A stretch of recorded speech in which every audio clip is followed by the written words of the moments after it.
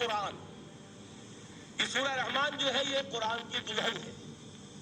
جیسے دلہن کو آپ خوشنما لباس پہناتے ہیں، آراستہ پیراستہ اس کو گہنے اور اس کو زیور پہناتے ہیں، تو جس طریقے سے سجاتے ہیں آپ دلہن کو، اللہ تعالیٰ نے ایک صورت قرآن مجید میں ایسی رکھی ہے سورہ رحمان کی، اسے خوب سجایا ہے.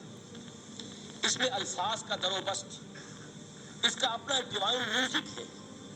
وہ تو اللہ تعالیٰ قراء جو ہے خاص طور پر مصر کے قراء، اللہ تعالیٰ ان پر رحمت نازل فرمائے، ان کی خطاؤں سے درگزر کرے. جس طرح قرآن کے انٹرنسک میوزک کو انہوں نے واضح کیا ہے.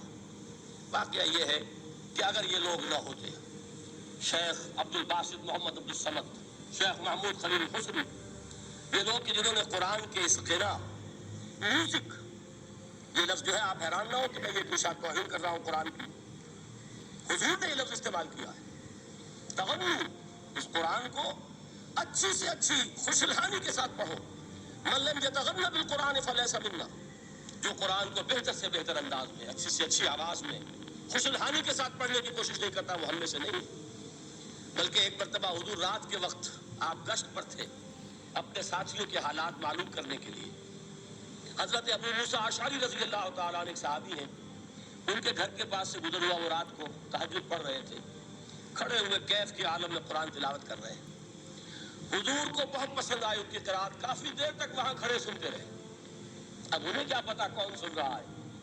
بالکل اسی طرح سمجھ لیجیے ایک بات یاد آئی ہے.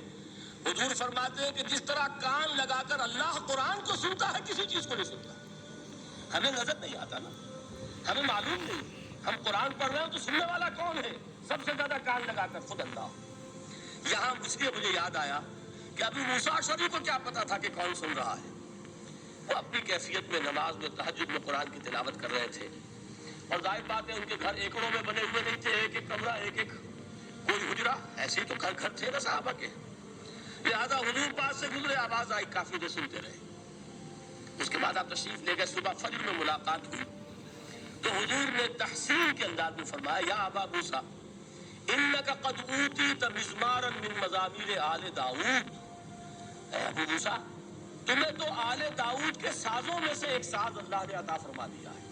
جس طرح حضرت داؤد، لہن داؤدی مشہور ہے کہ جب وہ پچھلے پہر رات کو حمد کے ترانے الاپتے تھے، قرآن میں ہے کہ پرندے شامل ہو جاتے تھے ساتھ، اور پہاڑ وجد میں آتے تھے، پہاڑ بھی ان کے ساتھ شریک ہوتے تھے.